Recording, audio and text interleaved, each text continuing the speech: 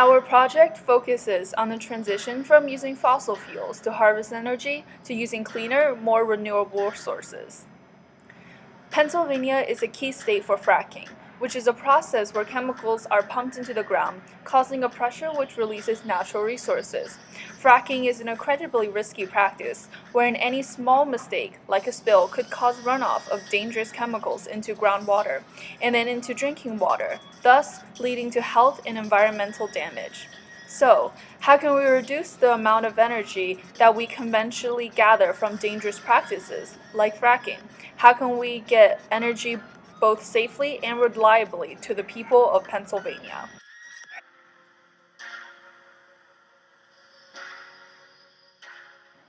To begin our project, we needed to understand the different methods of energy harvesting. We found three main types: thermoelectric, pyroelectric, and piezoelectric. The first two depend on temperature. Unfortunately, the type of heat needed to get any energy would be incredibly difficult to generate. The type of energy harvesting that stood out to us is piezoelectric.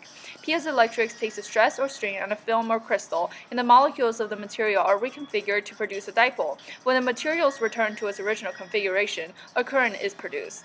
During the research, we were able to get into contact with Dr. McKinstry and Dr. Hudson, who both helped us to understand what we're dealing with.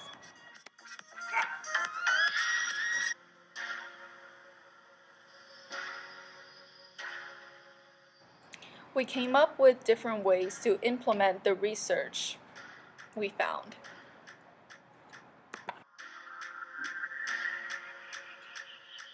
We first looked at different kind of circuits and we decided on the voltage doubling circuit. Then we were looking at if we should connect the piezo plates in parallel and series, and we decided to connect them in parallel because of the greater current it produced. And then we looked at the size of the piezo, and then we decided to go with the one with the largest area since it would mean it will have the least impedance. First, we used a lead-free soldering material to solder wire leads onto the piezo plate. We then cut up a USB cable charger so that we'll be able to attach it to the piezo plates so it can charge a battery.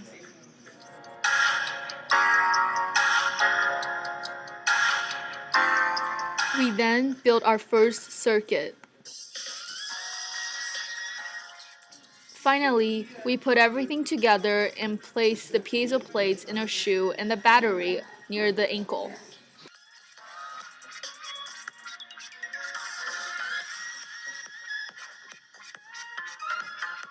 We measured the voltage the piezo plates would produce by connecting it to an oscilloscope. We then would tap on the piezo plates repeatedly until we saw signals on the oscilloscope.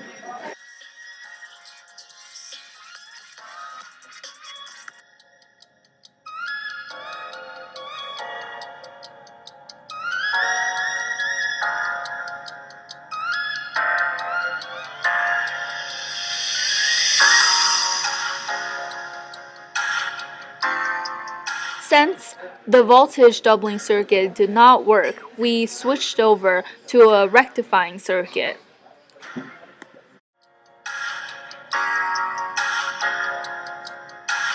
We then began to construct the rectifying circuit by soldering wire leads and diodes together.